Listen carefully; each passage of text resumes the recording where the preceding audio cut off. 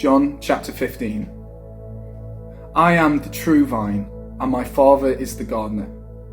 He cuts off every branch in me that bears no fruit, while every branch that does bear fruit he prunes so that it will be even more fruitful. You are already clean because of the word I have spoken to you.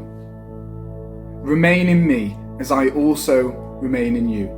No branch can bear fruit by itself. It must remain in the vine. Neither can you bear fruit unless you remain in me. I am the vine, you are the branches.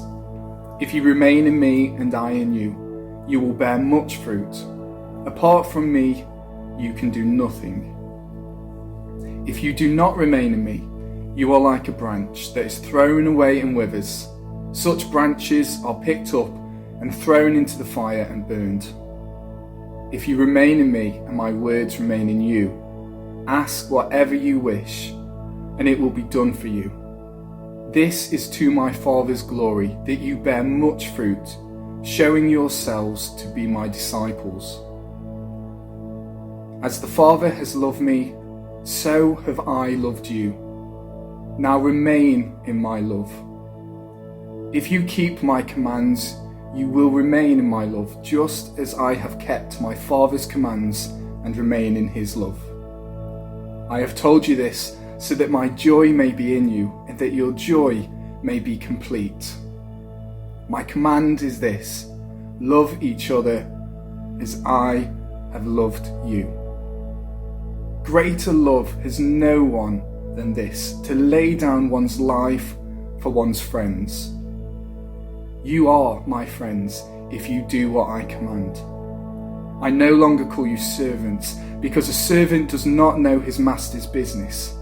Instead, I have called you friends, for everything that I learned from my Father I have made known to you. You did not choose me, but I chose you and appointed you so that you may go and bear fruit that will last, and so that whatever you ask in my name, the Father will give you. This is my command: love each other. If the world hates you, keep in mind that it hated me first. If you belonged to the world, it would love you as its own. As it is, you do not belong to the world, but I have chosen you out of the world. That is why the world hates you. Remember what I told you: a servant is not greater than his master. If they persecuted me, they will persecute you also. If they obeyed my teaching, they will obey yours also. They will treat you this way because of my name, for they do not know the one who sent me. If I had not come and spoken to them, they would not be guilty of sin, but now they have no excuse for their sin. Whoever hates me hates my Father as well. If I had not done among them the works no one else did, they would not be guilty of sin. As it is, they have seen, and yet they have hated both me and my Father. But this is to fulfill what is written in their law: they hated me without reason.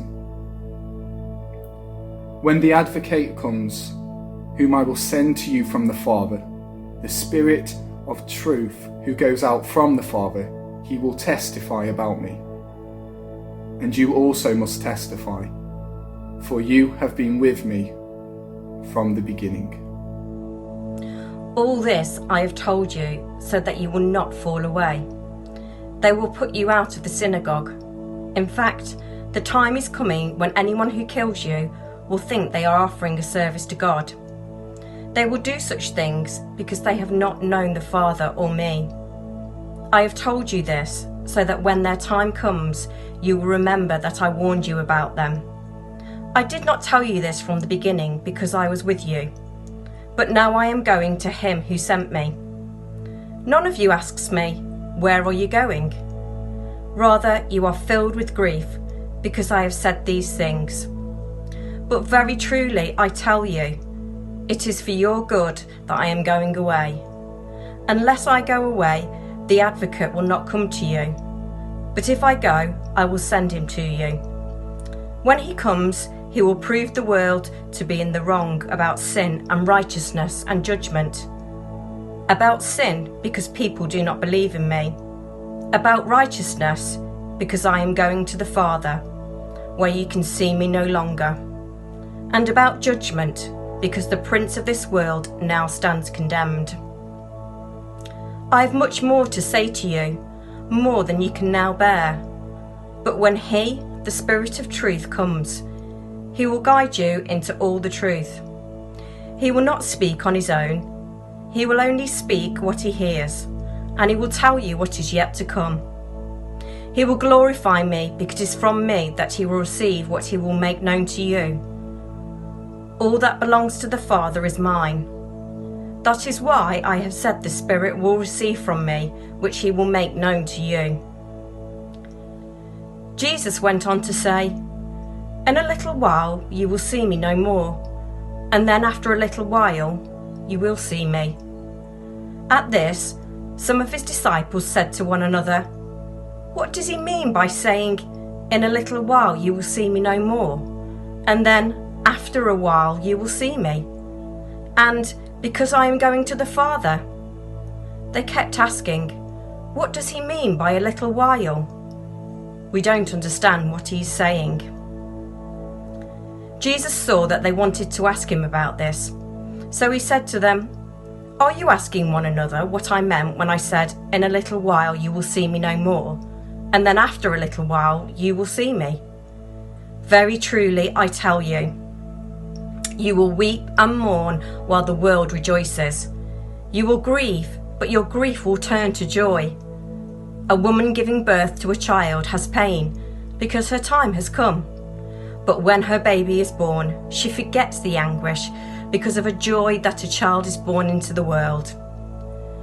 So with you, now is your time of grief, but I will see you again, and you will rejoice, and no one will take away your joy.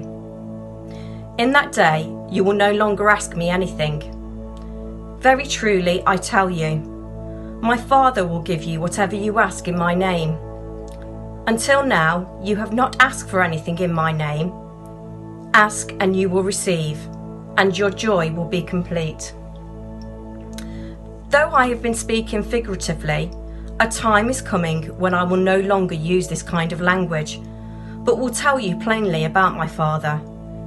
In that day, you will ask in my name. I am not saying that I will ask the Father on your behalf.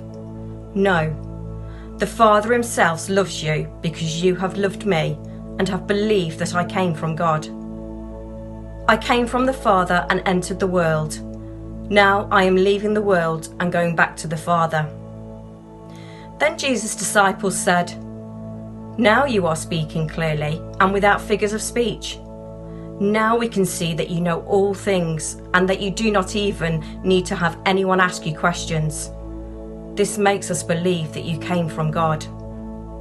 "Do you now believe?" Jesus replied. "A time is coming, and in fact has come, when you will be scattered, each to your own home. You will leave me all alone. Yet I am not alone, for my Father is with me. I have told you these things, so that in me you may have peace. In this world you will have trouble, but take heart, I have overcome the world."